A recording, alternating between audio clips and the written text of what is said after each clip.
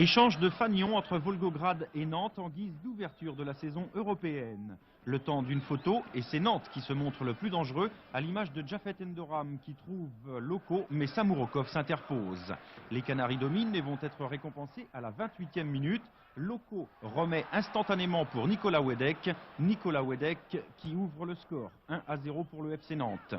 Menés, les Russes ne vont pas tarder à réagir. Yetchenko centre, le ballon revient au point de pénalty, Veretennikov reprend au-dessus. Patrice Loko relance la machine nantaise, il centre pour Jafet Endoram, mais le gardien russe repousse. Le cafouillage qui suit ne donnera rien. Et puis juste avant la mi-temps, sur ce corner, c'est Gerachenko qui saute plus haut que tout le monde et égalise 1-1. C'est le score à la mi-temps. En deuxième période, les Nantais obtiennent le premier coup franc, mais la tête de Patrice Loko passe au-dessus. 63e minute, corner pour les Russes. Le ballon revient sur Nechaï. Nechaï qui ne laisse aucune chance à David Marot. Comme le premier but russe, celui-ci arrive sur un corner et est inscrit de la tête. Quelques minutes plus tard, coup franc, Veretennikov se charge de le tirer. Le ballon est dévié, David Marot pris à contre-pied. 3-1, les choses deviennent très sérieuses pour les Nantais qui vont quand même réagir avec à la 81e minute Jafet Endoram qui ajuste et qui marque le deuxième but nantais. Dans les toutes dernières secondes, Volgograd inscrira même un quatrième but, refusé pour une faute sur Laurent Guyot.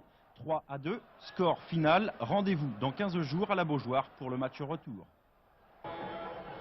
Hymne à la gloire du Rotor de Volgograd pour sa première participation en Coupe d'Europe.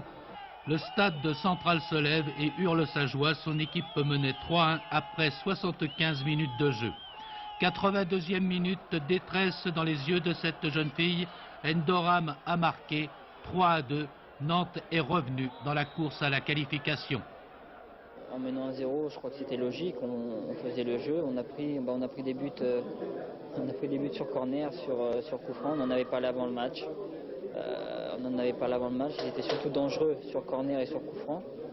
Et encore une fois, on s'est laissé piéger, mais bon, je crois que le deuxième but nous a redonné espoir et dans 15 jours à la Beaujoire, j'espère qu'on fera tout déjà pour se qualifier. Mais pour cela, il faudra donc que le FC Nantes trouve une solution à ses problèmes défensifs sur coup de pied arrêté, problème déjà entrevu à Martigues samedi dernier.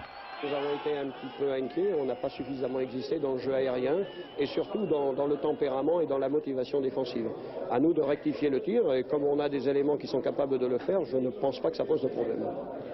On ne dramatisait pas hier soir côté nantais où l'on pense à juste raison avoir les moyens de franchir ce premier tour. Réponse à la Beaujoire dans 2 semaines.